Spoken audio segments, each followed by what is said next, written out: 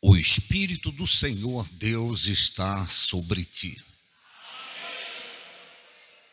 porquanto Ele te ungiu para evangelizar os pobres, te enviou para curar os quebrantados de coração, a dar vista aos cegos, a pôr em liberdade todos os oprimidos do diabo, e anunciar o ano aceitável do Senhor e o dia da recompensa do nosso Deus, a consolar todos os que choram e a pôr sobre os que em Sião de luto estão uma coroa ao invés de cinzas, óleo de alegria ao invés de pranto, veste de louvor ao invés de espírito angustiado, a fim de que se chamem carvalhos de justiça, plantados pelo Senhor para a sua glória. Escute-me cuidadosamente. Essa expressão, o Espírito do Senhor está sobre, significa muito mais do que estar acima. Estar sobre significa que a vontade é dele, o propósito é dele. Significa que ele sabe tudo a seu respeito, ele está sobre você. E ele tem a graça que você necessita. O Espírito do Senhor Deus está sobre ti. Não é a tua vontade, é a vontade dele, ele está sobre. Abra mão da tua vontade. Abra mão do teu sonho para viver o sonho de Deus, para viver o propósito do eterno para a tua vida. Eu não sei qual é o teu sonho, mas uma coisa eu sei, o sonho de Deus para você é melhor que o teu. Diga a quem está ao teu lado, diga que bom que você veio. Diga, deixa o Espírito de Deus falar ao teu coração. Amém. Tá, que bom, a bispa mencionou aqui o bispo Jackson, o reverendo Jackson Carneiro, né? Tá aí, louvado seja o eterno por cada um de vocês aqui nesta manhã. Talvez, eu disse talvez, fez a menor ministração desses imersões. A minha oração é que você ouça muito mais que a minha voz, você ouça a voz do eterno no teu coração. É muito importante que você participe dos eventos ministeriais. Você que é um obreiro, uma obreira, um missionário, um pastor, ou um bispo, um vocacionado. É muito importante que nós estejamos na mesma fé, no mesmo espírito. Deus disse, quando os homens começaram a construir a Torre de Babel, Deus deu ali a fórmula do sucesso. A fórmula do sucesso de um empreendimento. Isso vale para a igreja. Eles estavam construindo a Torre de Babel. Então, entre outras coisas, Deus disse ali, se esse povo continuar falando a mesma língua, não haverá limites para esse povo. Essa é a fórmula, nós precisamos falar a mesma língua. Precisamos estar na mesma fé, no mesmo espírito. Jesus Cristo disse, a casa dividida, ela não prosperará.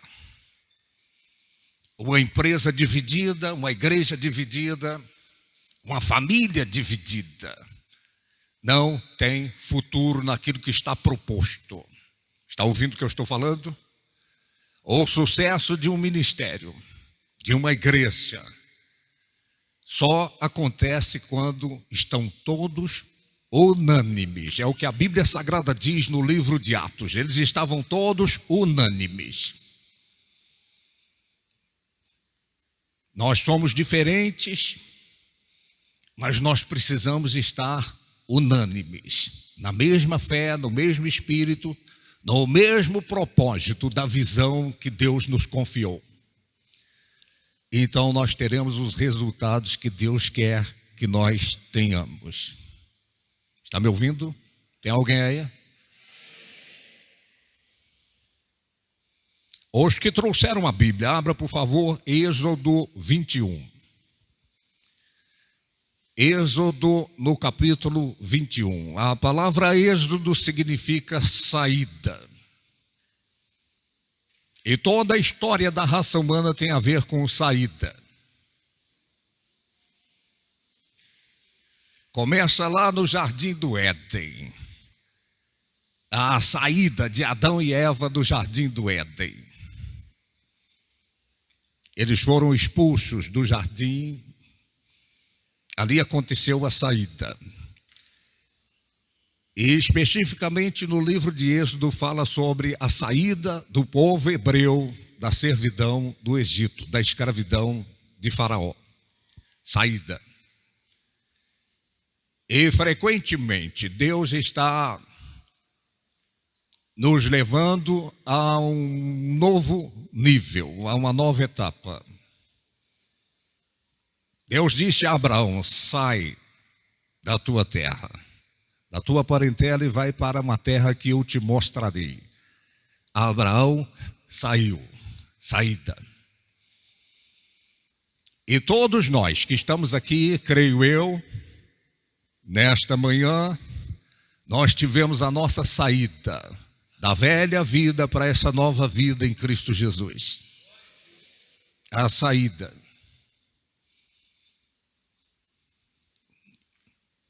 E deixa eu abrir um parênteses, isso vale também para sua vida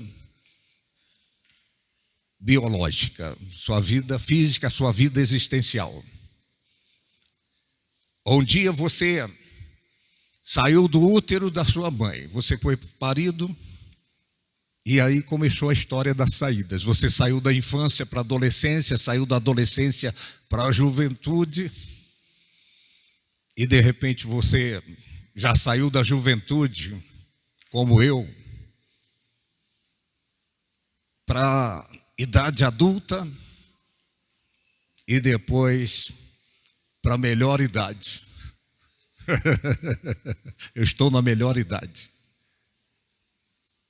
Mas um dia nós vamos sair desse mundo. Está me ouvindo? As saídas vão continuando. A gente sempre está saindo de algum lugar para outro, de uma dimensão da vida para outra dimensão da vida. É a vida. E um dia nós vamos sair desse mundo. Quer seja quando a morte chegar, a morte é saída. Saída. Ou quer seja quando a trombeta tocar e a igreja for arrebatada, a saída. Ou o êxodo da igreja desse mundo. A morte é o êxodo, é um êxodo. A gente está saindo desse mundo mal, desse mundo profano, desse mundo imoral, desse mundo que conspira contra Deus. Os salvos, eu estou dizendo, estão saindo para a glória de Deus eternamente. Amém. E se não acontecer com a morte, vai acontecer com o arrebatamento. Amém? Mas de alguma forma vai acontecer e vai ser a última saída. E eu pergunto a você, você está preparado para a última saída? As pessoas se preparam. Para o casamento, por exemplo, sair da vida de solteiro para a vida de casado. Tem uma preparação, um enxoval. E você tem que se preparar para a saída final, para o arrebatamento, ou para a hora que a sua hora chegar. Eu tenho uma boa notícia para você nesta manhã. Tem alguém aí? A sua hora está chegando. Essa é uma boa notícia para quem está preparado. É uma péssima notícia para quem não está pronto. Diga quem está ao seu lado, a sua hora está chegando. Diga, a sua batata está assando. Diga, a sua chapa está esquentando. A hora gloriosa está chegando. É o que a Bíblia Sagrada diz. Glória a Deus. Êxodo, no capítulo 21, o verso 1. A palavra do Eterno diz assim: estes são os estatutos que lhes proporás. Se comprares um escravo hebreu, 6 anos servirá, mas no 7º sairá forro, sairá livre, de graça. Se entrar sozinho, sozinho sairá. Se tiver mulher, então com ele sairá sua mulher. Se seu senhor lhe houver dado uma mulher e ela lhe houver dado filhos ou filhas, a mulher e os filhos dela serão de seu senhor e ele sairá sozinho. Mas se esse servo expressamente disser: eu amo a meu senhor, a minha mulher e a meus filhos, não quero sair livre, não quero sair forro, então seu senhor o levará perante os juízes e o fará chegar à porta ou ao umbral da porta, e o seu senhor lhe furará a orelha com uma sovela, e ele o servirá para sempre. Erga sua cabeça, olhe para mim e escute cuidadosamente. Isso está em alto relevo na Escritura Sagrada. Os 3 tipos de trabalhadores. Isso tem paralelo na igreja. Isso tem paralelo no povo de Deus. O que a Bíblia Sagrada mostra: o primeiro trabalhador é o escravo. Quem é o escravo? A palavra que define o escravo é obrigação. Qualquer escravo, quer seja na Bíblia ou em qualquer lugar do mundo, em qualquer época, ele trabalha por obrigação.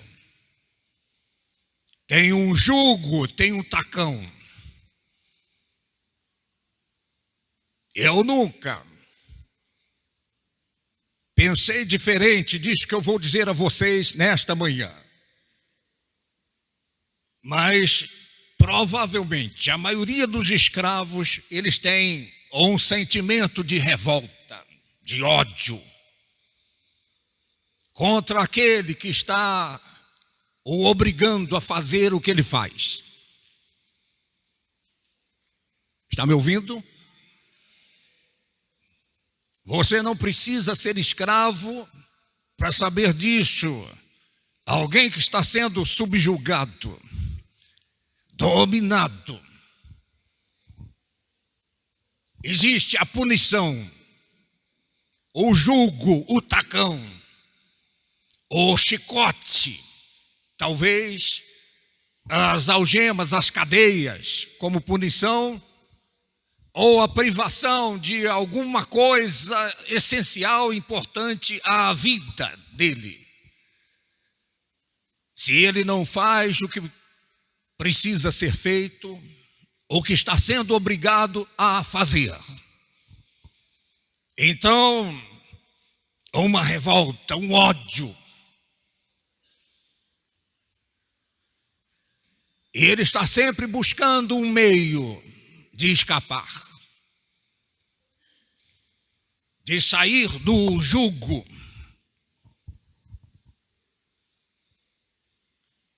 A Bíblia Sagrada mostra que haviam os escravos. Eu não vou entrar no detalhe, mas eu vou mencionar aqui que uma das coisas legais para a sociedade da época, e o próprio Deus, ele não contesta isso. E eu estava orando e pensando, por que Deus não contestou isso? A escravidão, o jugo, a opressão, a obrigação, o domínio.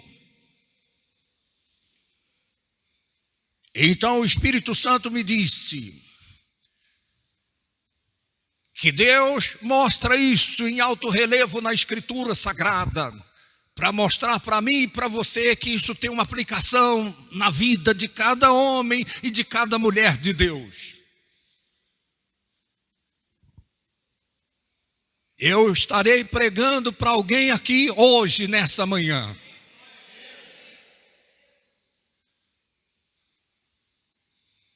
E Deus não contesta, havia um mercado de escravos. Está me ouvindo?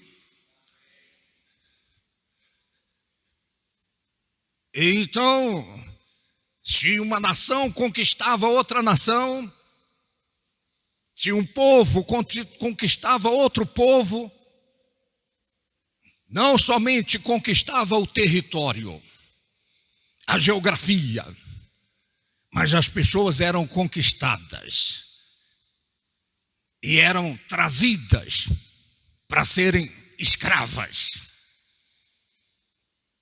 para o trabalho forçado, para o trabalho obrigatório.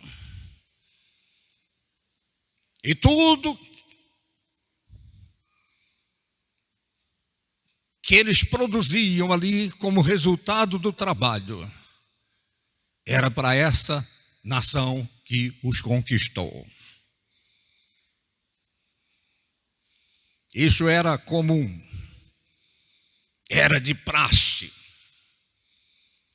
Na maioria das vezes, eles não queriam matar os povos ali daquela nação que estava sendo conquistada. Eles preservavam as suas vidas para trazê-los como escravos para o trabalho forçado.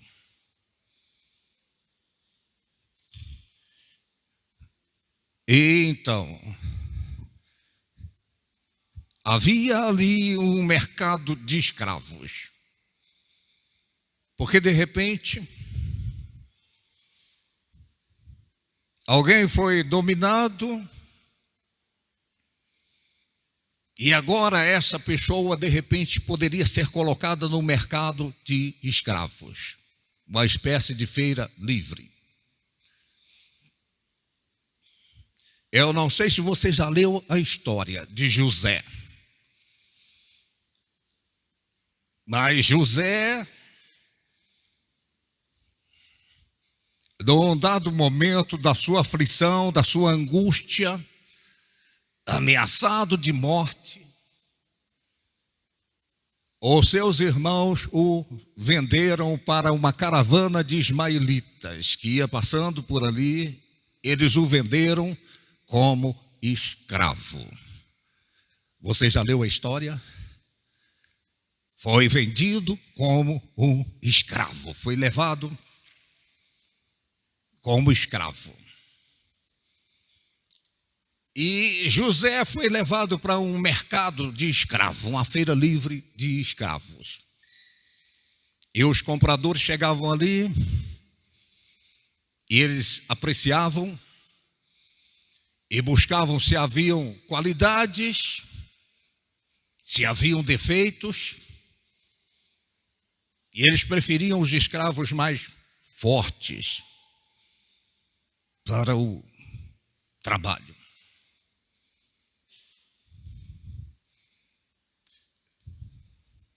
Então, o escravo, a palavra sobre ele é obrigação. Ele trabalhava por obrigação. Compreende o que eu estou falando? subjugado, dominado.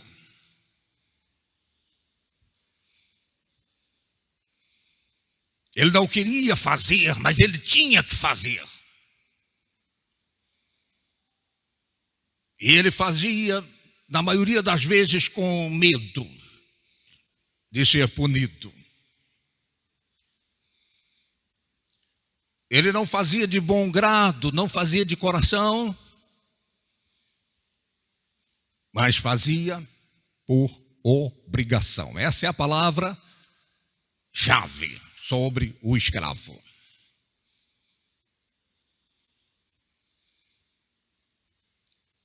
E o que é que isso tem a ver comigo e tem a ver com você? Eu vou dizer. Alguns fazem a obra de Deus, mas com sentimento de escravo. Com aquela mentalidade de escravo. Alguns vão nutrindo uma revolta pelo seu líder, pelo seu pastor, pelo líder do departamento. Há uma convocação, uma mobilização, mas o sentimento que a pessoa tem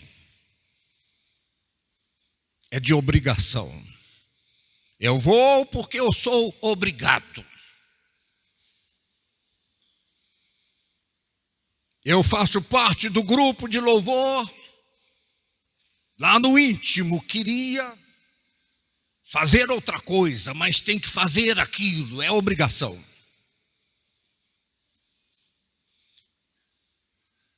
Eu estou escalado como obreiro hoje. Obrigação. Alguns estão fazendo a obra de Deus e a palavra-chave é obrigação. Alguns estão trazendo a oferta, o dízimo, obrigação.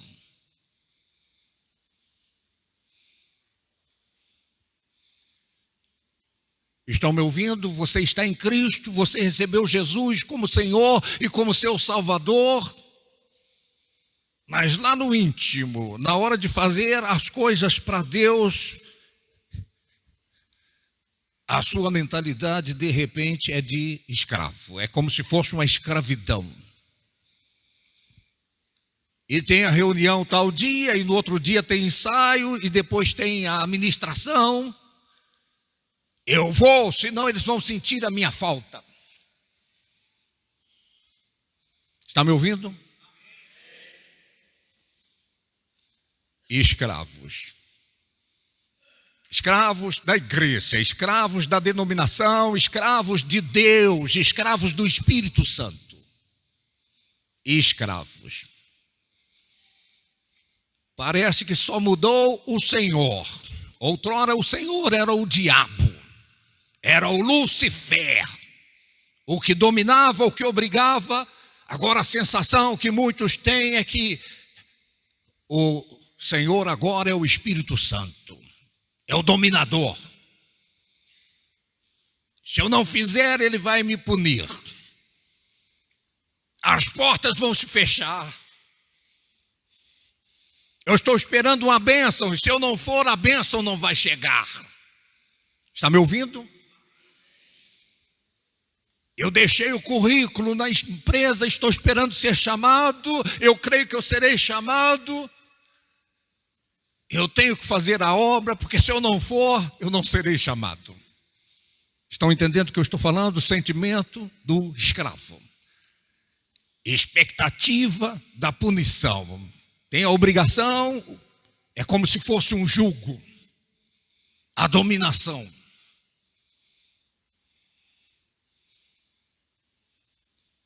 E então, a pessoa faz e com medo. E alguns chegam a pensar, essas coisas estão acontecendo comigo, é porque eu não fui.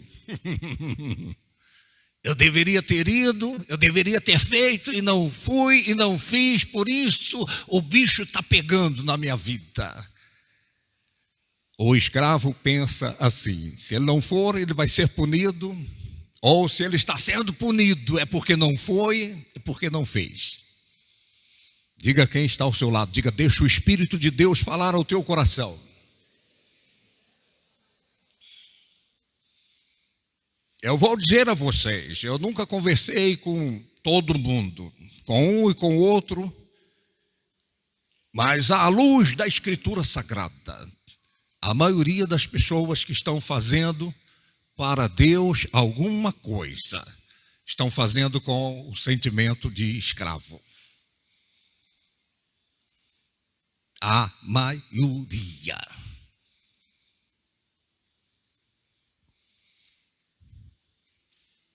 Então,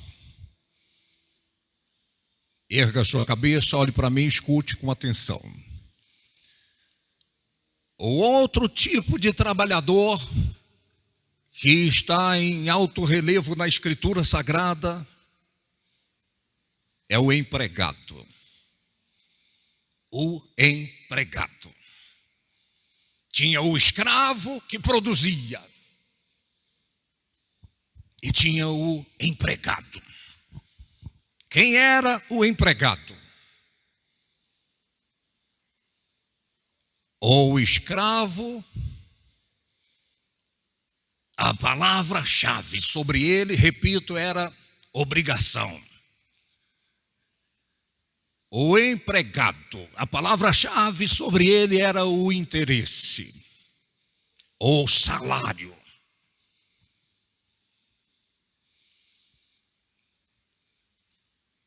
Muitos de vocês que estão aqui nesta manhã são empregados de alguém, ou empregado de alguma empresa, de algum comércio, empregado. E você vai, você faz, e você não falta por causa do salário. Se você faltar, vai descontar no seu salário. Está me ouvindo? Então, o empregado na Bíblia era assim, e na sociedade que nós vivemos é assim também. Eu não digo a você que na sociedade esteja errado ser assim. Você vai por causa do salário, porque a sua recompensa, você vai ter uma recompensa. Se por um lado o escravo não tem recompensa alguma, o escravo não tem recompensa alguma.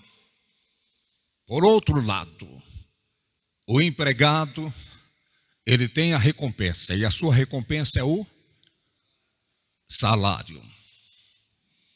Eu vou fazer porque eu quero receber. Eu vou fazer porque senão vai descontar. E às vezes você faz hora extra para aumentar a recompensa. Você chega mais cedo, sai mais tarde, trabalha no feriado, no final de semana, porque você está de olho na recompensa. A Bíblia Sagrada fala isso. O que trabalha, aquele que trabalha é empregado, a sua recompensa é o salário. O salário. Então é alguém que faz.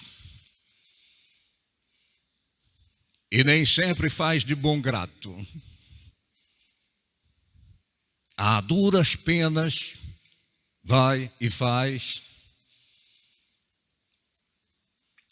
Mas lá no íntimo, gostaria de não estar indo, gostaria de não estar fazendo, mas porque tem um salário. No final do mês, tem uma recompensa. Volto a repetir, não que seja errado isso na sociedade. Onde é que está o erro? O erro está em você fazer para Deus, como um funcionário. Está me ouvindo? Funcionário. Deus não tem funcionários.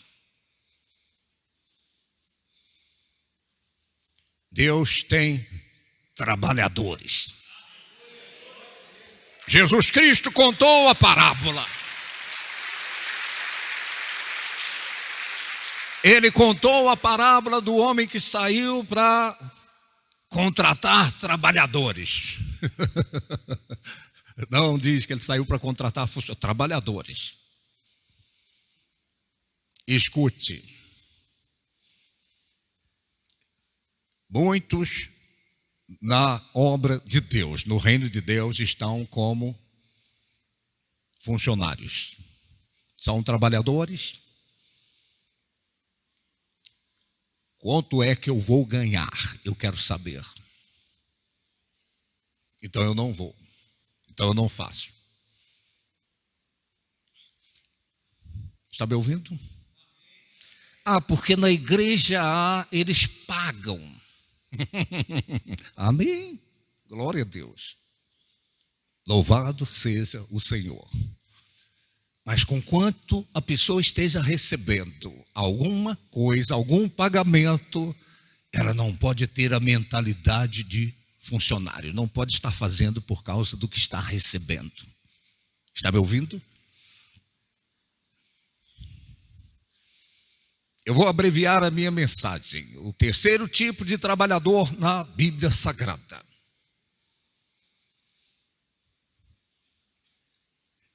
E eu dou graças a Deus, porque Deus me mostrou isso lá no início da história do meu chamado, da minha vocação. Eu tinha um líder, eu tinha o meu pastor.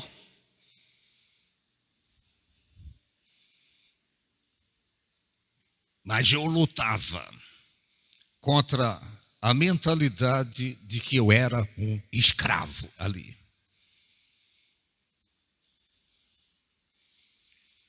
Eu lutava contra a mentalidade de que eu tinha que ter a recompensa, receber uma recompensa. Alguns esperam a recompensa não financeira, não monetária, mas a recompensa do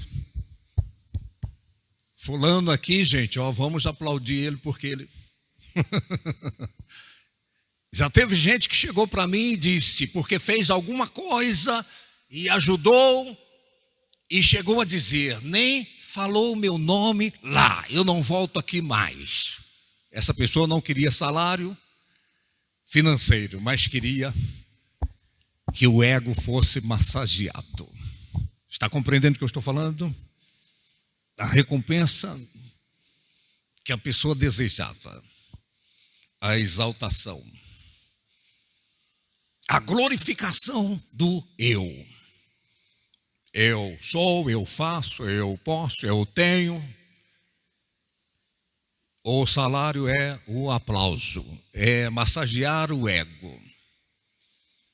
Compreende o que eu estou falando? O terceiro tipo de trabalhador nos dias da Bíblia era o servo. Meu Deus, o Espírito de Deus me acordou na madrugada e me falou sobre essas coisas para falar com vocês. O servo. A palavra sobre o escravo é obrigação. A palavra sobre o funcionário é recompensa, salário. Então o Espírito de Deus na madrugada me disse, e o meu coração partiu em 1000 pedaços. Ele disse, sabe qual é a palavra-chave sobre o servo? Ele disse, é gratidão. É gratidão. É gratidão. E se está chovendo, o servo está lá. E se o sol está causticante, o servo está lá de bom grado. E se tem fartura, o servo está lá. E se está restrito, o servo está lá. Ele não está lá porque é obrigado a estar lá. Ele não está fazendo porque é obrigado a estar fazendo. Ele não está fazendo por causa de uma recompensa, de um aplauso, de um reconhecimento, de um nome na placa.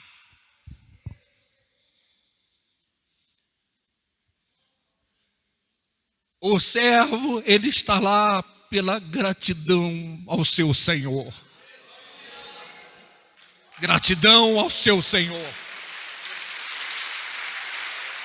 Agora escute. O escravo não recebia nada. O funcionário tinha algo para receber. O servo também não recebia nada. Sabe por quê? Porque ele já recebeu. Ele já recebeu. Ele já recebeu. Lá no início ele recebeu.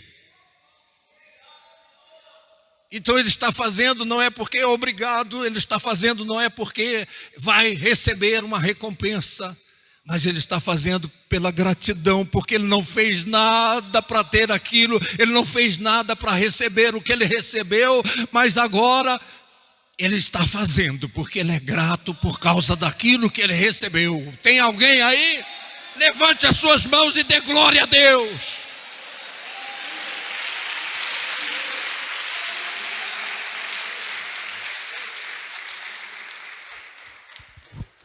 Um dia,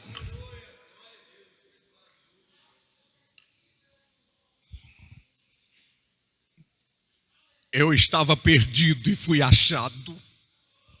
Eu era cego e agora eu vejo. Eu estava caminhando com passadas largas para o inferno, para o abismo eterno. Eu não sei o que é que ele viu em mim, mas ele me salvou. Ele pagou o preço de sangue naquela cruz. A Bíblia Sagrada diz, não foi ouro e nem prata, mas foi o precioso sangue de Jesus que nos comprou no mercado de escravos. Éramos escravos de Satanás. Estávamos acorrentados ao pecado, acorrentados a uma religião. Alguns dos que estão aqui estavam acorrentados aos vícios. Talvez o álcool, as drogas, a prostituição, o homossexualismo. Você estava acorrentado à angústia, à depressão, à insônia. E você sabe da onde ele te tirou. Eu estava lá. Daniel. Tinha uma plaquinha escrito Daniel Elias Fernandes, no mercado de escravos. Está me ouvindo? Você estava lá, talvez no prostíbulo, tinha uma plaquinha. Lá era o mercado de escravos. Talvez no bar, talvez na religião A ou B ou C. Você era escravo da religião. E ele foi lá e diz, quanto é este escravo? Eu gostei desse escravo. Qual o nome dele? Daniel.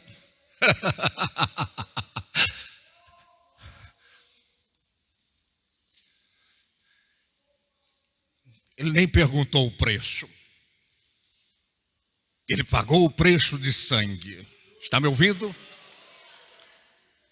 Não ouro nem prata, mas o seu precioso sangue derramado na cruz do Calvário. Agora escute. Nós fomos comprados no mercado de escravos. Então alguém comprava o escravo para ser escravo. Só mudava de lugar, estão compreendendo? Alguém pagava o preço pelo escravo e levava ele para ser escravo em outro lugar. Ele se tornava escravo de outro. E o que é que a Bíblia Sagrada diz?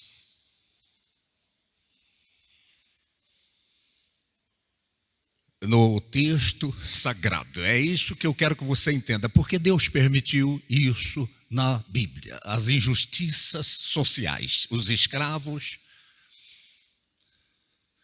os dominados, subjugados, vendidos.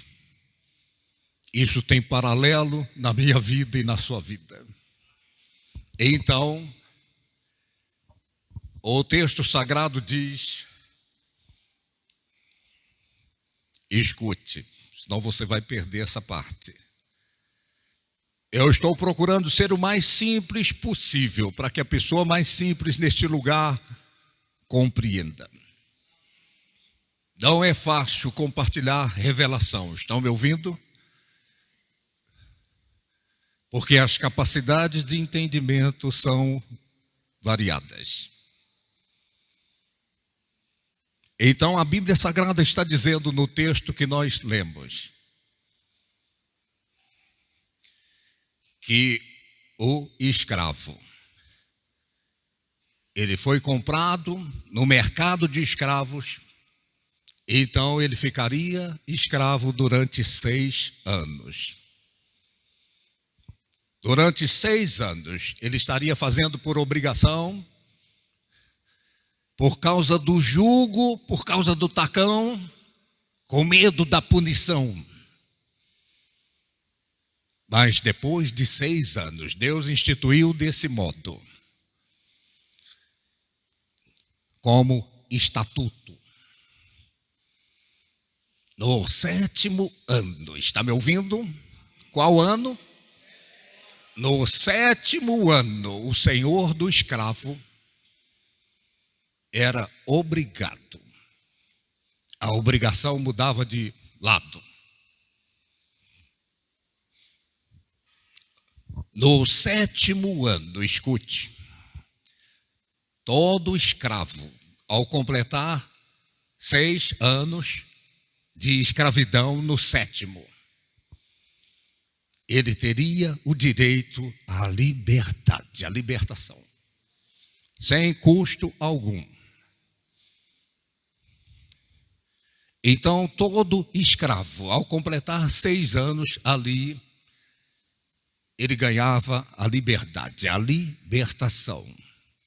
Está compreendendo? 6 anos escravo, o 7º ano era o ano da sua libertação. Erga sua cabeça, olhe para mim e escute cuidadosamente. Deus criou os mundos em 6 dias. No 6º dia foi o dia que Deus criou o homem. No 7º dia foi o dia que ele descansou da sua obra. Escute, 6 dias, o 7º, ele descansou. O 7º dia, e a Bíblia Sagrada diz que um dia para Deus é como 1000 anos e 1000 anos é como um dia. Está me ouvindo? A contagem de Deus é diferente da nossa. Deus cronometra diferente da gente. Eu não vou entrar em detalhes. Eu disse que seria a menor pregação desses imersões. Mas de Adão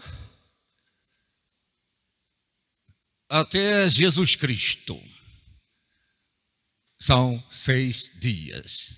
Quando Jesus Cristo vem, é o 7º dia. Está me ouvindo? A raça humana durante 6.000 anos. A ciência fala diferente. A minha esposa dá risada quando passa na televisão. Encontraram ali uma ossada humana de 6 bilhões de anos. Ela ri. Estão me ouvindo? Então eu não vou entrar em detalhes, mas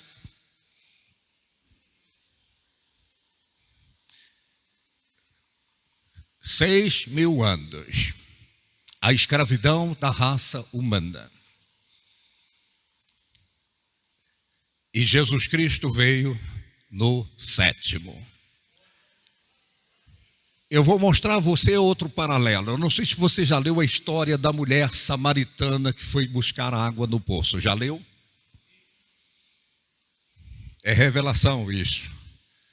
Jesus Cristo disse àquela mulher: vai, chama o teu marido e vem. Ela disse: eu não tenho marido.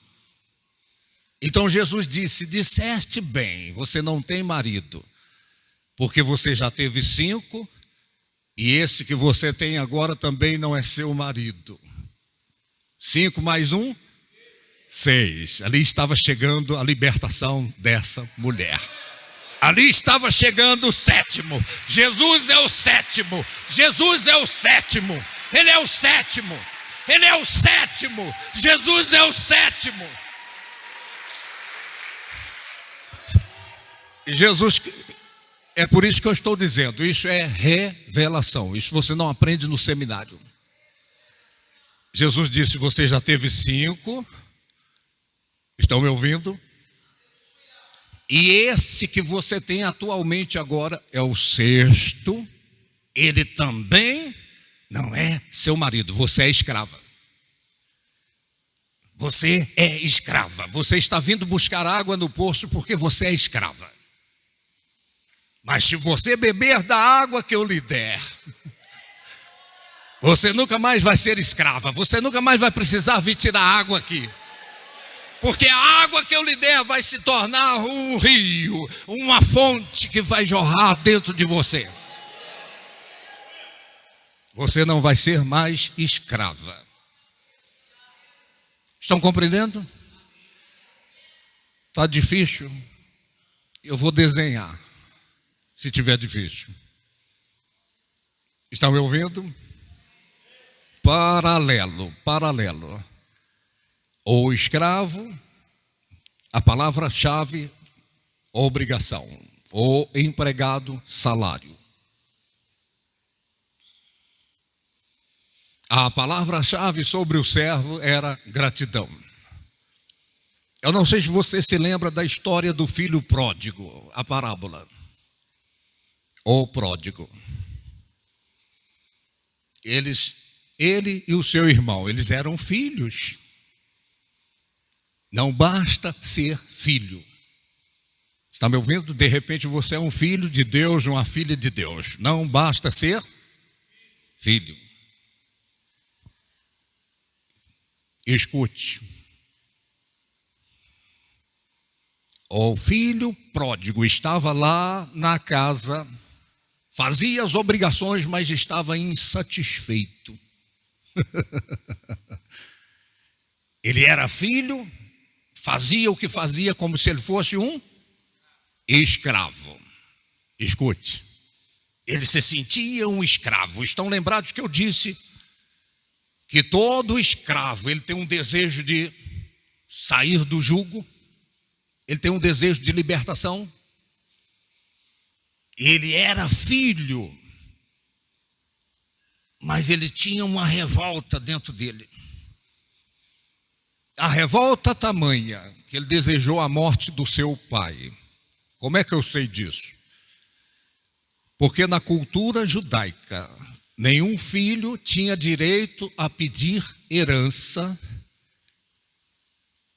com o seu pai vivo.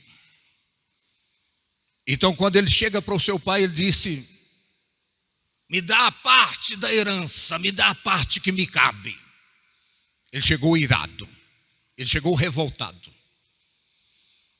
Ele chegou falando cobras e lagartos com o pai. Era filho, mas tinha uma mentalidade de escravo. Então pedir a herança ao seu pai vivo era a mesma coisa de falar assim: pai, por que o senhor não morre para me pegar minha parte? Por que o senhor não morre? Demorou. Demorou a morrer. Estão ouvindo o que eu estou falando? Desejou a morte do pai, porque ele se sentia um escravo. Tem gente que está fazendo o que está fazendo, talvez na empresa, talvez, mas está desejando a morte do patrão. O patrão sai, tomara que morre. Tomara que bate o carro. E eu já escutei essas coisas na empresa que eu trabalhei. Está ali, mas está com um sentimento de escravo. O filho pródigo era filho, mas tinha um sentimento de escravo. E esse sentimento trouxe uma revolta, uma ira. O desejo que o pai morra. Mas o pai, no seu grande amor, deu a parte da herança para ele. Eu não vou mencionar, você conhece a história. Um dia, esse moço estava lá, numa terra distante, apacentando porcos. Apacentar porcos para um judeu é a maior humilhação que você possa imaginar, porque o porco é um animal imundo, espiritualmente falando, para o judeu. Está compreendendo? Quando Jesus disse ele estava apacentando porcos, ele estava na humilhação das humilhações. Ele estava no fundo do poço. Erga sua cabeça, olhe para mim e escute. E lá, naquele trabalho, de fato, ele era um escravo. Por quê? Porque ele disse assim, a Bíblia diz que ele caiu em si, ele disse, poxa, quantos trabalhadores do meu pai têm pão com fartura? Os empregados do meu pai têm pão com fartura. E eu estou aqui. E esse cara não me dá nada, esse meu patrão não me dá nada. É só você ler o texto, ele diz, ele não me dá nada. Escravo não ganha nada, estão compreendendo? Então, ele era filho, se sentia escravo, se revoltou e foi saber o que de fato e de verdade é escravidão. Não ganhava nada. Aí ele tomou a decisão, voltou. Abreviando a história, quando ele chega, o pai já tinha uma sandália esperando ele. O que significa a sandália? Todo escravo andava descalço. Está me ouvindo? Então o pai tinha uma sandália, como quem diz, o meu filho não vai ser mais escravo. Daniel, você não vai ser mais escravo. Então tinha uma sandália, tinha uma roupa nova, e tinha um banquete, e tinha um anel no dedo, o anel de selar. E o pai fez uma festa, um banquete. Escute para você entender a mensagem. E fez uma festa. Eu disse esta semana, na comemoração do aniversário da bispa, que o irmão mais velho do pródigo estava no campo trabalhando, e quando ele volta, na fazenda, a Bíblia Sagrada diz, ele ouviu as músicas e as danças. Ele ouviu as músicas e as danças. É Jesus que está contando que tinha dança lá. Tinha dança.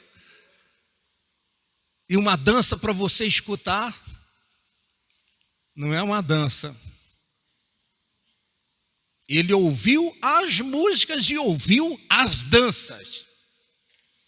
Era celebração. Só que esse irmão do pródigo, ele não quis entrar. Ele também era filho, mas tinha um sentimento de escravo. Vai vendo. Ele não quis entrar.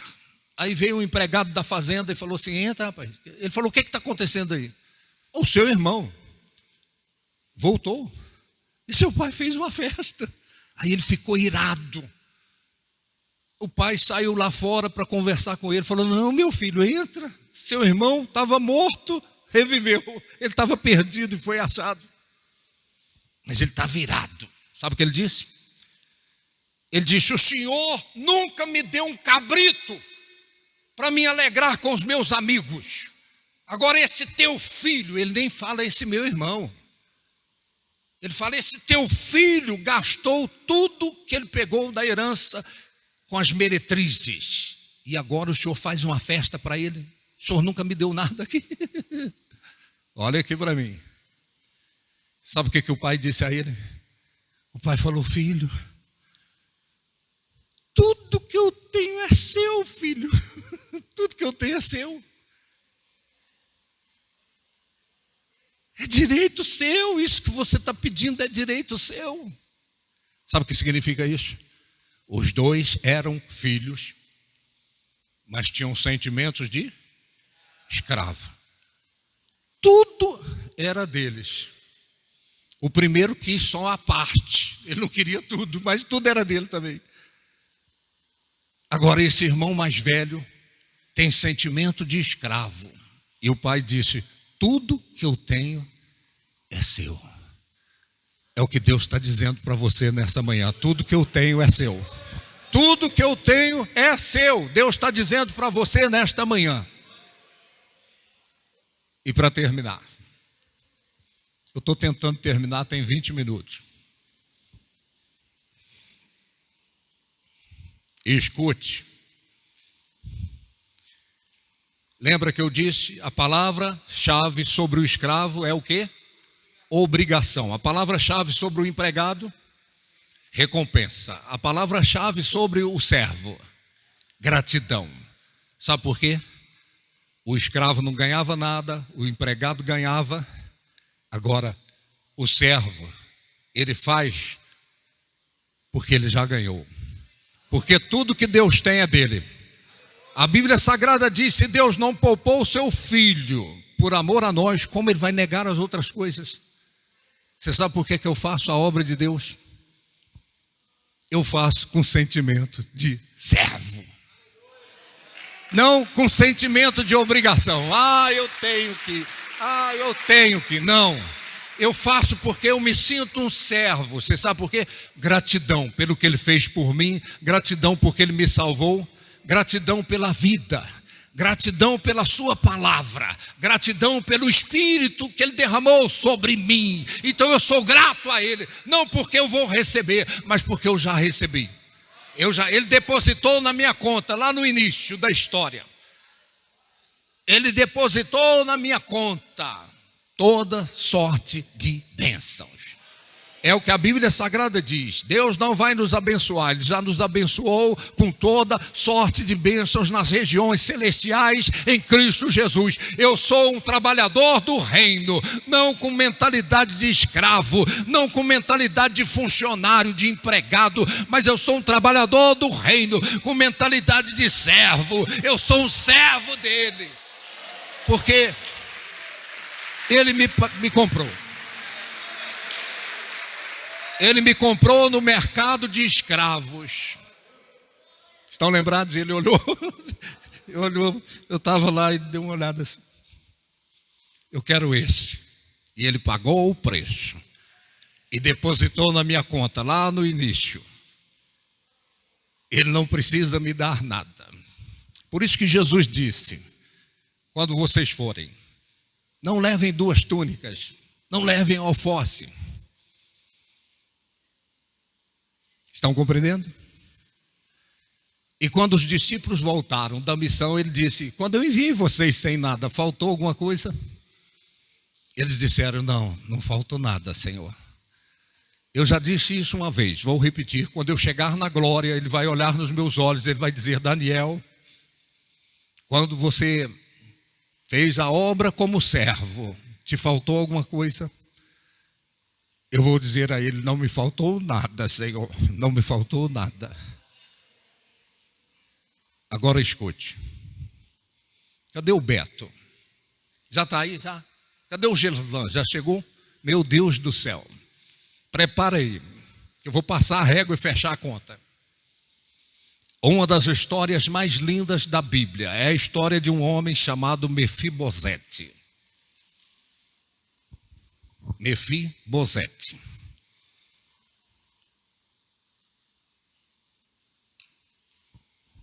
Ele tinha 5 anos de idade quando o lugar foi invadido por exército inimigo.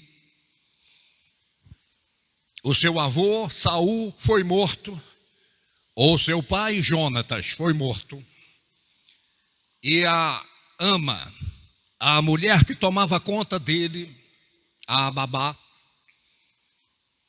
desesperada, ela pegou o menino e saiu correndo com ele para fugir, porque ele era descendente de Saul e os inimigos iriam matá-lo também, se o encontrasse. Estão compreendendo? Eles não queriam deixar nenhum descendente de Saul, do rei Saul. Erga a cabeça, olhe para mim. E essa mulher pegou o garoto e saiu correndo, e eu não sei o que aconteceu. O garoto caiu e quebrou as duas pernas, os pés, quebrou os pés. E imagine naquela época, não tinha como gessar o pé. Então o menino cresceu com os pés quebrados, aleijados. A Bíblia Sagrada não diz que ele era paralítico, diz que ele era aleijado. Estão compreendendo? Paralítico é aquele que não consegue se locomover. O aleijado, ele consegue. Ele era aleijado. E então, não sei como, ficaram os pés do menino, ele cresceu. E essa mulher levou o Mefibosete para um lugar chamado Lodebar. Escute o que eu vou dizer a você, Lodebar. A palavra Lodebar significa terra do nada, deserto, nada. Então esse menino aleijado cresceu no meio do nada. Do nada. Todos nós que estamos aqui nesta manhã, a nossa existência, seja ela qual foi, aconteceu no meio do nada. Eu estava vendo uma reportagem outro dia, a enchente aconteceu, uma mulher bem pobre chorando.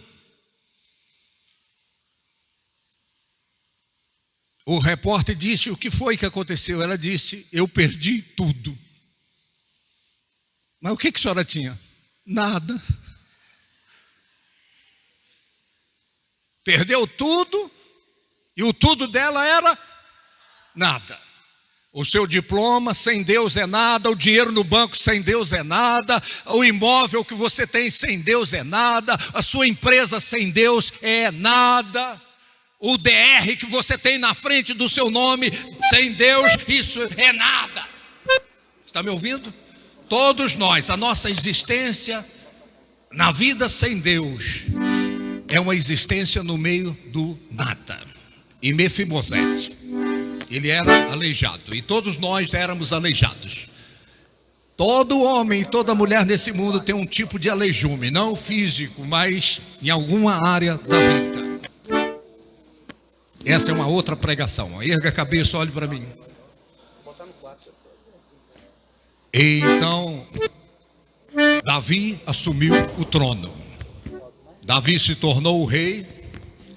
E Davi, lá atrás, havia feito uma aliança com Jonatas, o pai do Mefibosete. Uma aliança, um pacto. A aliança. A Bíblia Sagrada diz que uma aliança, ainda que seja meramente humana, ninguém a revoga. Estão compreendendo? Davi fez uma aliança com Jonatas lá atrás. Jonatas foi morto, Davi se tornou rei, e num dado momento do reinado de Davi, deu um start, revelação de Deus. E Davi perguntou: ficou alguém da descendência de Saul? Sobrou alguém, gente? Vocês estão sabendo se ficou alguém vivo para que eu possa usar de misericórdia? Ficou alguém para me usar de misericórdia? Então o Ziba, escuta aqui para você entender. Ziba, que era um servo ali, ele disse: ficou o Mefibosete, ele é aleijado dos pés. Provavelmente Ziba falou isso com desdém, para depreciar, para dizer: não vale a pena, não vale a pena. O neto de Saul, filho de Jonatas, ele é um aleijado, é um inválido. Provavelmente ele estava com informação depreciativa. Mas Davi disse: vá e traga ele aqui, porque eu vou usar de misericórdia com ele. Então trouxeram o Mefibosete. O Mefibosete sou eu, o Mefibosete é você. O Mefibosete é qualquer um de nós que vivia a vida no meio do nada. Você tinha tudo, mas o tudo era nada. Então trouxeram o Mefibosete. Aí o Davi disse: eu vou usar de bondade com você. Você vai todos os dias da sua vida, você vai comer na minha mesa. Você vai morar no palácio e vai comer na minha mesa. Escute, essa é uma história linda, a história de Mefibosete. Então todos os dias o Mefibosete, ele sentava na mesa do rei e comia, tomava as refeições junto com o rei. Quando o Mefibosete chegou, ele disse: quem sou eu?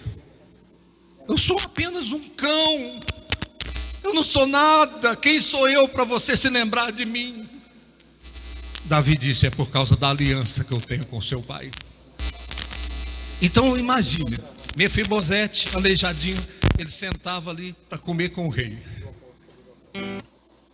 Ninguém via que ele era aleijado, porque as pernas ficavam debaixo da mesa. Na mesa do rei dos reis e senhor dos senhores, o seu pecado é coberto. Ele sabe que você é fraco, que você é limitado, mas a graça dele é que trouxe você para sentar na mesa dele. Você senta na mesa do rei. Está me ouvindo? A parte final dessa história é dramática. Lembra do Ziba que foi buscar o Mefibosete, o aleijadinho? Agora o Ziba ficou sabendo que o rei deu todas as terras que eram do avô do Mefibosete para o Mefibosete. Todas as terras, todos os bens foram dados ao aleijadinho. Tudo foi depositado para ele. Olha aqui para você entender: o escravo, o empregado e o servo. Aí o Ziba ficou com inveja. Ele alimentou o ódio todos os dias, porque ele queria ficar com aqueles bens para ele. E um dia Davi foi para a guerra, e o Mefibosete, lembra que ele não era paralítico, ele era só aleijado. Ele desejou ir também, e o Ziba foi, arriou um cavalo para o Mefibosete, arrumou as frutas, alimentação. Mefibosete queria levar a comida para o rei na guerra, mas o Ziba não trouxe o cavalo arriado para ele. O Ziba foi ao encontro de Davi, quando Davi estava voltando da guerra, e envenenou Davi. Ele disse: olha, você está enganado com aquele Mefibosete. Ele está querendo ser rei. Ele está querendo puxar seu tapete. Ele não foi para a guerra porque ele estava tramando aí uma conspiração para te tirar do trono. Lembra do Ziba que foi buscar ele, agora virou inimigo? Olha aqui para mim. Aí Davi falou: é mesmo isso, Ziba? É verdade, rei, é verdade. Aí Davi chegou lá irado com Mefibosete. Que negócio é esse, rapaz? Você está tramando aí para poder me tirar do trono? Você está querendo ser rei? Porque agora você recebeu as terras do seu avô, você ficou rico, subiu para a cabeça, você está querendo ser rei agora? Aí Mefibosete disse: não, rei, isso é invenção do Ziba, não fiz nada disso. E para provar que não é por causa das coisas materiais que eu estou aqui, pode dar tudo para ele, mas eu vou continuar aqui. Eu vou continuar aqui com você, porque eu quero ser servo. Eu quero ser servo. Dá tudo para ele, mas eu não quero sair da sua mesa. Eu não quero sair da sua presença. É a sua presença que vale mais. Vale mais. A presença de Deus vale mais. vale mais que ouro, vale mais que prata. Quando eu e a minha esposa nós viemos para a Bahia por uma revelação de Deus, eu tinha uma casa construída no lote do meu irmão. Ele prometeu, quando a gente se casou, ele falou: pode construir a casa, depois eu vou dar a escritura. Eu não falo isso com sentimento. Eu falo isso para glorificar a Deus, que Deus não desampara os seus. Então eu dei a notícia, eu falei: nós estamos indo para a Bahia, Deus tem uma obra para nós na Bahia. Meu irmão me disse assim: se você for, você perde o direito na casa, porque ela está no meu lote, não quero que você vá. Eu olhei nos olhos dele, me lembro como se fosse hoje. Eu disse: pode ficar com a casa, Deus tem uma mansão para mim lá na glória. Deus tem uma mansão lá na glória para mim. Deus tem uma mansão na glória. Porque eu me lancei não para ser um escravo, eu me lancei não para ser um empregado, eu me lancei para ser um servo, para sentar na mesa do rei. Fique em pé em nome de Jesus. Cadê o Lodebar? Presta atenção.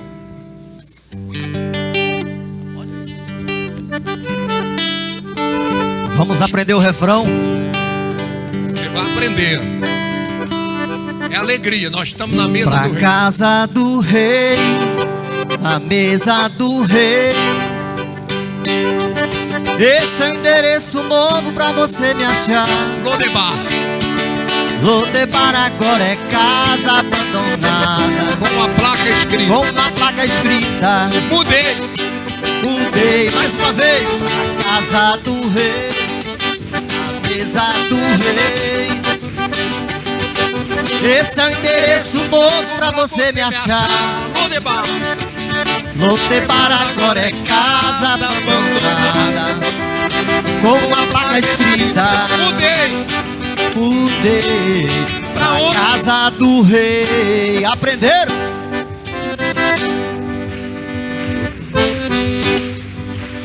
Lodebar, Aí vem. terra de tristeza e dor. Lodebar, Nunca mais. nunca mais quero voltar em Lodebar. Esse é o endereço apagado da minha vida. Mudei. Lodebar, terra de tristeza e dor. Lodebar, nunca mais quero voltar em Lodebar. Esse é o endereço apagado da minha vida. Agora mudei pra casa do rei, Pra onde? pra mesa do rei. Esse é o endereço novo. Esse é o endereço novo pra você me achar. Lodebar. Lodebar agora é casa abandonada, Com a placa com uma escrita. placa escrita. Mudei. Mudei mais uma vez. Pra casa do rei, na mesa do rei. Esse é o endereço novo pra você me achar. Lodebar. Lodebar agora é casa abandonada, Com a placa escrita. com uma placa escrita. Mudei. Mudei. Lodebar, terra de humilhação. Lodebar, nunca mais quero voltar em Lodebar. Esse é o endereço. Esse é o endereço apagado da minha vida. Agora mudei pra casa do rei, Pra onde? pra mesa do rei. Esse é o endereço novo. Esse é o endereço novo pra você me achar. Lodebar. Lodebar agora é casa abandonada, Com a placa com escrita. uma placa escrita. Mudei, ó. Mudei. Ô, só Pra igreja onde? agora. Vamos lá. Pra casa, mesa. Esse é o endereço. Esse é o endereço. Lodebar. Lodebar agora é casa Com a abandonada, placa escrita. com uma placa escrita. Mudei. Vamos assim, ó. Lodebar, nunca mais, nunca mais. Lodebar, Nunca mais. nunca mais. Nunca mais. Agora mudei. Pra onde? Agora mudei. A mesa do rei. Esse é o endereço, vai. Esse é o endereço novo. Lodebar. Lodebar agora é casa abandonada. Com a placa escrita. Com uma placa escrita. Mudei. Ó. Mudei. Pra onde? Casa do rei. Pra onde? A mesa do rei. Esse é o endereço novo. Esse é um endereço novo pra você me achar. Lodebar agora é casa abandonada. Com a placa escrita. Com uma placa escrita. Diga, mudei. Mudei. Pra onde? Casa do rei.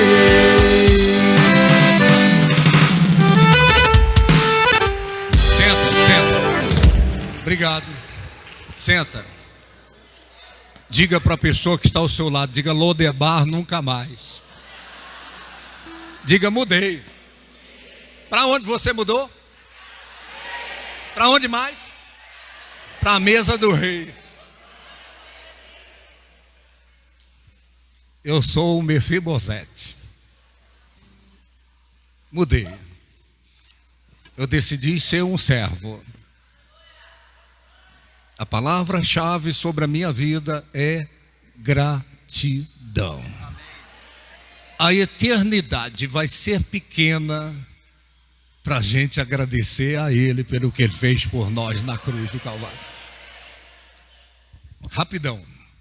O que aconteceu? Deus me deu uma visão lá em Minas. E nós viemos para Barreiras, para a Bahia. E Deus me deu revelações extraordinárias em relação à visão ministerial. Eu faço não porque sou obrigado, eu faço não porque vou receber salário, eu faço porque eu já recebi, já foi depositado. Então Deus deu a visão, missão mundial servos, vai. E nós temos trabalhado para que o ministério cresça em 3 áreas. Espiritualmente, as pessoas precisam conhecer a Deus e se relacionarem com Ele. A outra coisa, nós trabalhamos para que o ministério cresça numericamente. Tem pessoas que precisam ser alcançadas para Deus. Agora, eu não quero ninguém com sentimento de escravo nessa obra.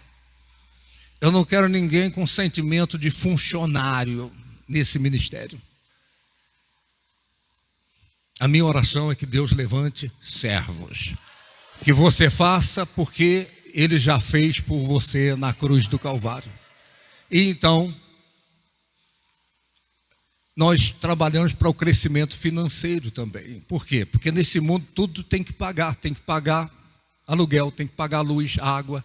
Tem que pagar para manter missionários. Nós temos despesas enormes para fazer o ministério acontecer, para fazer o reino de Deus acontecer. Não quero que você seja dizimista como um escravo que está entregando alguma coisa, ou como um funcionário, mas que você seja um servo, que você faça o seu dízimo, a sua oferta, o seu investimento como alguém que é grato a Ele por tudo que Ele fez por você. E então, cada pessoa nesse ministério é uma ovelha. Quantas ovelhas estão aqui? É claro, nós temos aqui ovelhas e ovelhas. Eu sou um ovelho. Então, multiplicação do rebanho. Uma revelação que Deus me deu, o projeto Obed-Edom. É um projeto fantástico, sensacional. A presença de Deus na sua casa e a sua presença na casa de Deus. Tem 2 casas em questão, a sua casa e a casa de Deus. Não adianta nada a sua presença na casa de Deus se a presença de Deus não estiver na sua casa. Está me ouvindo? Então nós trabalhamos para isso. Jesus enviava de 2 em 2 e de casa em casa. Deus quer entrar nas casas também, abençoar as casas. E então nós temos um desafio. Deus disse, não haverá estéril no meio do meu povo. Sabe o que significa isso? Todo mundo tem que gerar. Quem gera ovelha não é o pastor da igreja, é ovelha que gera ovelha. Pastor gera pastor. Agora ovelha gera ovelha. Então é você que alcança seu amigo, seu vizinho, seu parente, seu empregado, seu patrão. É você. Deus conta com você, que você gere ovelhas no reino dele, que você alcance pessoas para ele. Então nós temos um desafio nesse ministério: cada pessoa alcançar 3 pessoas, gerar 3 pessoas para Deus. Está compreendendo o que eu estou falando? Então Deus disse: não haverá estéril, todo mundo tem que gerar. Você já viu a genealogia na Bíblia? O que é genealogia? Fulano gerou ciclano, que gerou beltrano, que foi... Tem hora que você pula essa leitura. O que é isso aí? Você tem que gerar. Deus quer que você tenha descendência no reino dele. Então, o nosso desafio é esse: cada um gerando 3, imagina, 30 pessoas, cada um gera 3, são 90 pessoas alcançadas. Se tem 50 pessoas, cada um gerando 3, são 150 pessoas alcançadas. Está ouvindo o que eu estou falando? Então, não é difícil você alcançar 3 pessoas para Deus. 30 dias você alcança 3, mais 30 você alcança mais 3. Então nós temos a proposta do projeto Obed-Edom. Você vai procurar seu pastor, se ele ainda não compartilhou com você sobre esse projeto fantástico, que tem alcançado almas para Deus. Então nós estamos desafiando vocês que estão aqui hoje a não serem escravos. Você deixou de ser escravo do diabo e de repente você está pensando que é escravo do pastor, escravo de Deus. Não. Talvez você está com sentimento de funcionário. Não. Ele depositou lá na sua conta o seu pagamento já. Agora seja grato a ele e vista a camisa dos projetos que o nosso ministério tem. E você vai ver o reino de Deus crescer cada vez mais. Amém? Então, é isso que eu tinha para passar para vocês. Vamos orar. Eu quero louvar a Deus por cada um de vocês que veio nessa manhã. Imersão. É isso. A minha oração é que você tenha escutado a voz de Deus. Onde é que estão aquelas pessoas que vão ser consagradas? As pessoas que serão consagradas, vem aqui no altar, por favor, com seus pastores.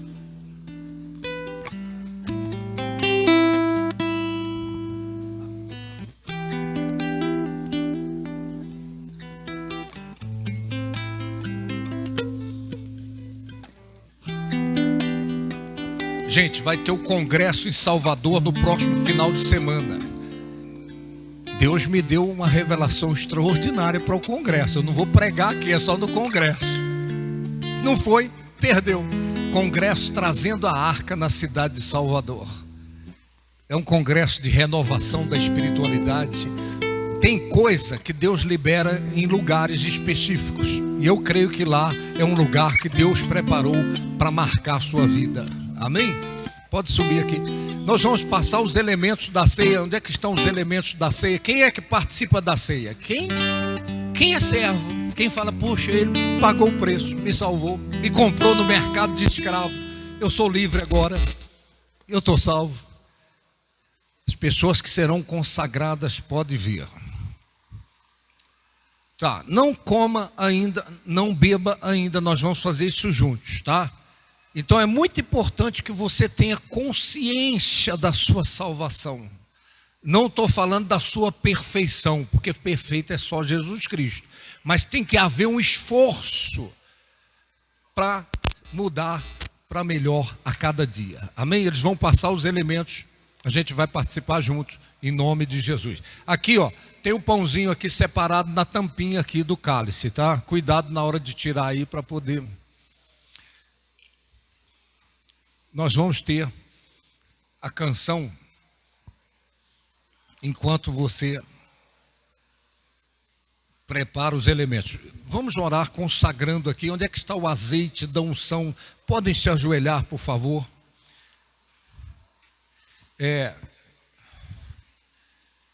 Se ajoelhem, por favor. Estenda as mãos para cá.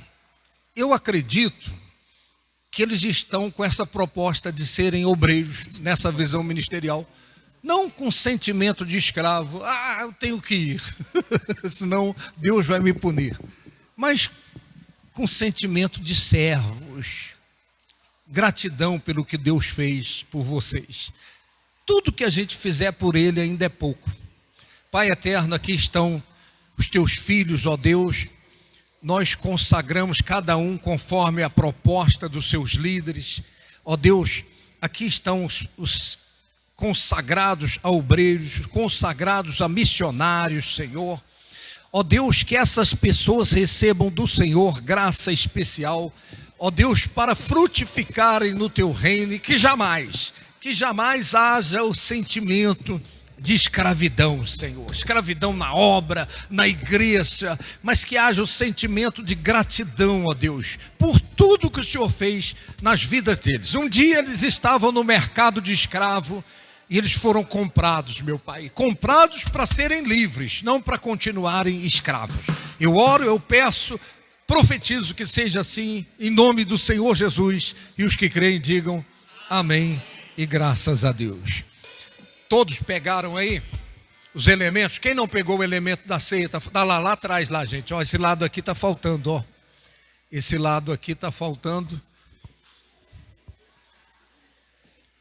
Então, em nosso ministério, nós não falamos você participa, você não, você sim, você não. Por quê? Porque a Bíblia diz: examine-se o homem a si mesmo. Então é o autoexame, é você que avalia se você foi salvo ou não, perdoado ou não. É você que, na sua gratidão a Deus, você se propõe a ser canal da graça dele. Amém? Quem mais não pegou? Levanta, fica com a mão levantada aí, quem não pegou, para poder receber o elemento da ceia. Tá, levanta para o alto os elementos da ceia. Pai eterno, eu oro pela consagração do cálice. O Senhor Jesus, na noite em que foi traído, ele tomou o pão e, tendo dado graças, o partiu e disse: isso é o meu corpo que é partido por vós, fazei isso em memória de mim. Semelhantemente, ele tomou o cálice, dizendo: esse cálice é a nova aliança no meu sangue. Fazei isto todas as vezes que o beberdes em memória de mim. Meu Deus, consagra esses elementos, fortaleça a fé, a espiritualidade de cada um de nós, que nós possamos continuar sendo servos, meu Pai, até o dia da volta do Senhor. Nós te pedimos em nome de Jesus. Isso, destampa aí agora e beba do cálice, coma do pão e beba do cálice com fé, crendo que graça está fluindo sobre a sua vida, em nome de Jesus. Ele foi morto por mim e por você naquela cruz. Ele pagou o preço.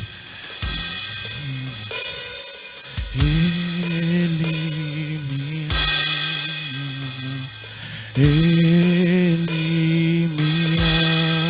ama. Ele me ama. Ele me ama. Ele me ama. Ele me ama. Ele me ama. Oh, Ele te ama. Ele me amou. Cante, cante, cante. Ele me ama. Levante as mãos para os céus. Me amou. Me ama. Ele me ama. Ele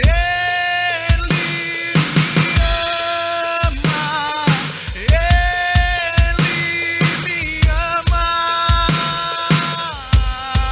Ele me ama. Ele me ama, Ele te ama.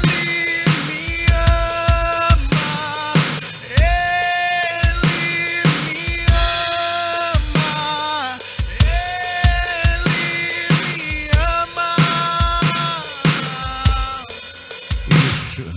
Agora diga comigo, diga: meu Deus, diga: meu Pai, eu te agradeço por tão grande salvação em Cristo Jesus. Te dou louvor por esta manhã, pela tua palavra revelada. Meu Deus, me ajude a continuar sendo servo, grato ao Senhor por tudo aquilo que o Senhor fez, está fazendo e há de fazer na minha vida, na minha família, em nome de Jesus. Amém. Levanta a mão direita para o céu assim. 1 milhão de bênçãos para cada um. Forte